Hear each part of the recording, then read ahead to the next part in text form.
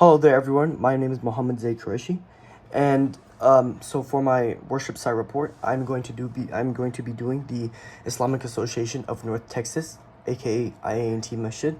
Address is 840 Abrams Road, Richardson, Texas 75081. And the place of worship I have chosen is there's a picture of it on my screen. And the Islamic Association of North Texas actually holds the title of being the largest mosque in the DFW Metroplex.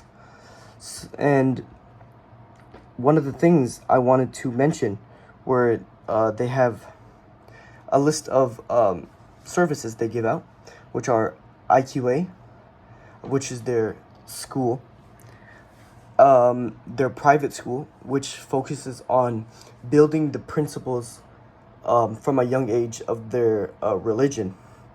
They also offer dual credit at Richland Community College for their 11th and 12th graders. And I wanted to read the IQA mission statement, which is IANT strives to provide the social, spiritual, and religious resources that North Texas Muslims need, whether that be through offering all 5 daily prayers, holding classes, or hosting monthly community events. We exist to educate on the true virtues of Islam and to live by them. And I also wanted to touch up on their IQA, which is their private school mission statement, which we mentioned before.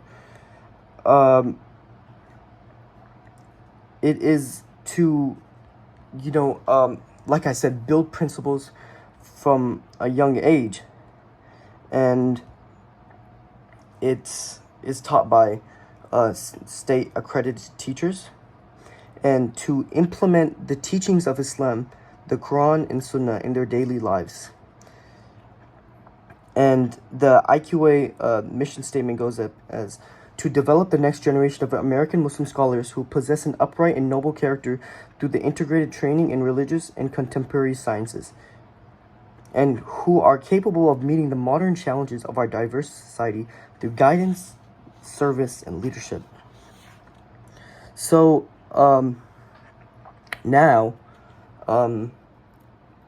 let's touch upon some of the INT services that they offer, which are the INT 5 daily prayers, which are essentially the 5 daily prayers that every Muslim is obligated to pray every single day.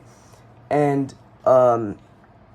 they also have multiple events which they host year-round, such as the fundraiser, Quran competitions, and as well as, just to spread happiness and joy throughout the community. So they also have funeral services for the deceased.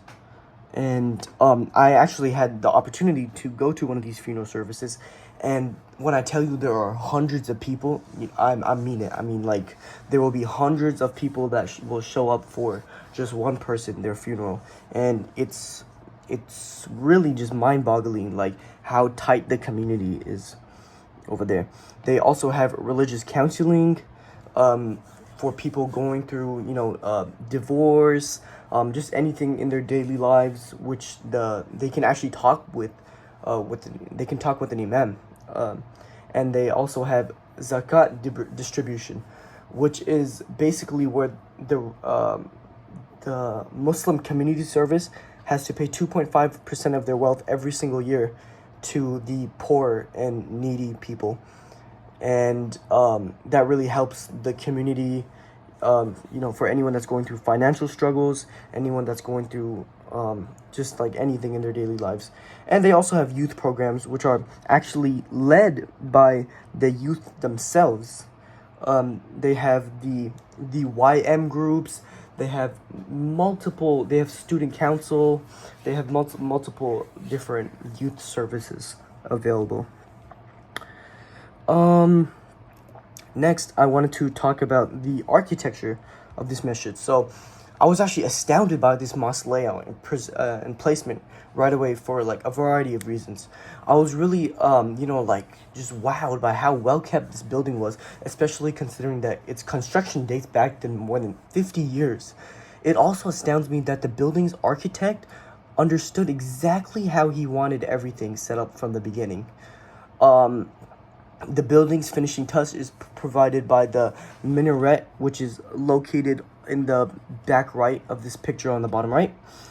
And as well as the building's surrounding surfaces, like the entrance. They just got the parking lot repainted. I actually went and took this picture by myself today, as well as these two pictures.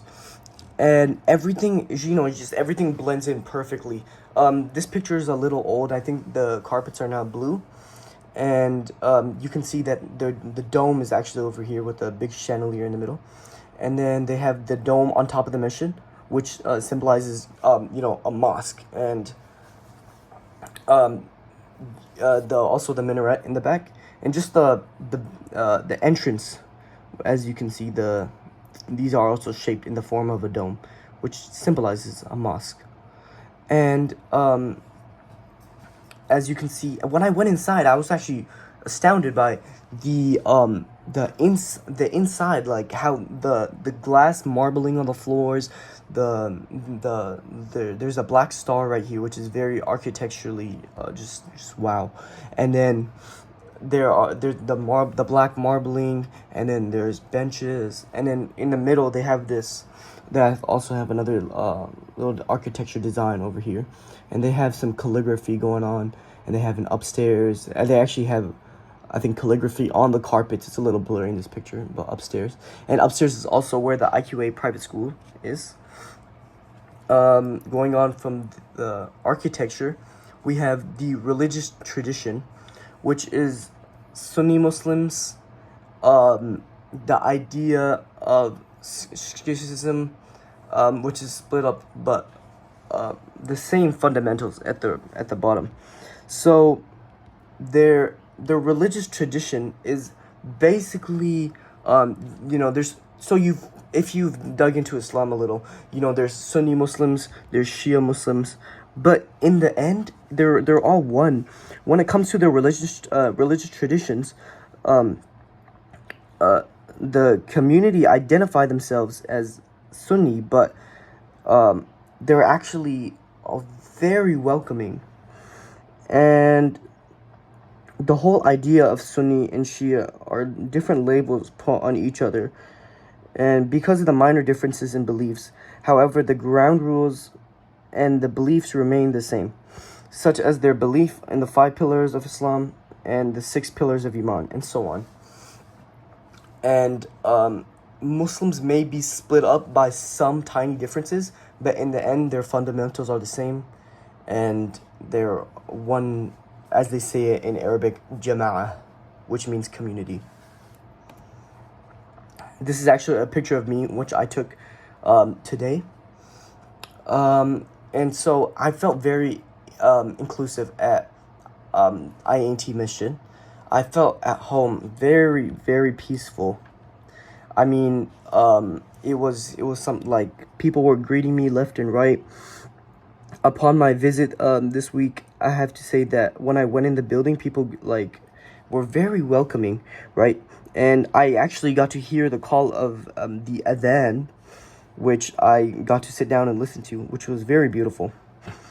And I actually got a time to speak with the current resident scholar, and he was more than happy to sit down with me and discuss the religious traditions, practice the INT mission. Overall, I have to say they were very inclusive. It's very inclusive. And now going on to the worship experience. So if when you walk in, there's a shoe rack, which means that that you have to put your shoes up, obviously. And when you go inside, they don't want any dirt or anything spreading in the masjid. So it's very easy, straightforward. And when I went there, some things that I discovered were the call to prayer, obviously, which I heard, and I got to learn a little bit more about the 5 daily prayers. After prayer, I had a chance to walk up to the imam's prayer spot, where on this wall, the left side, they had a schedule for posted showing times for different schedules. And contact information. They have the website, and then they have a phone number. Thank you so much.